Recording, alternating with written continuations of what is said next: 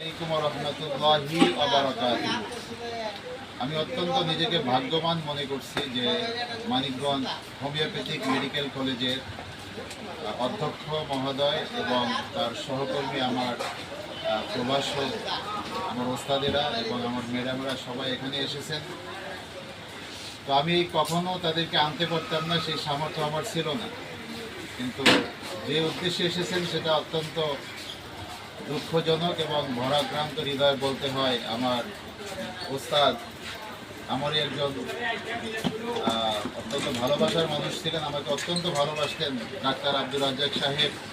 তিনি হঠাৎ করে আজকে 11:30টার সময় স্ট্রোকের উসিলায় দুনিয়া থেকে চিরবিদায় নিয়ে চলে যান। ইন্না লিল্লাহি ওয়া ইন্না ইলাইহি রাজিউন।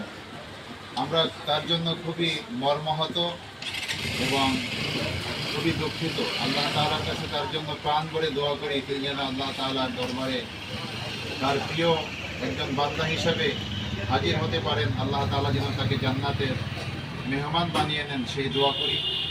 আর আমার প্রিন্সিপাল মহোদয় সহ অন্যান্য স্যার এবং ম্যাডামদের জন্য আমি দোয়া করি, আল্লাহ তাআলা যেন সবাইকে পরিপূর্ণ সুস্থ রাখেন, রহমতের চাদর দিয়ে ঢেকে রাখেন, সবাইকে সুস্থতার সাথে নেক হায়াত বাড়ায় দেন।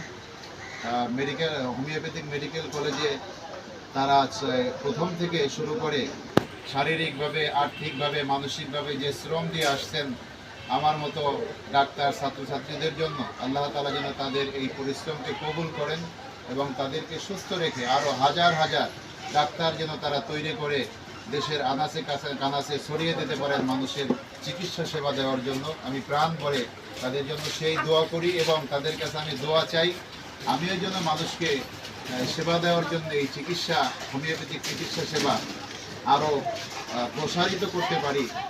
আমি সেই দোয়া তাদের কাছে কামনা করি।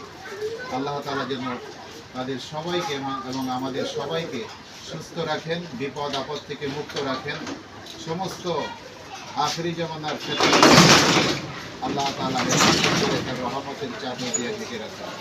আমিন।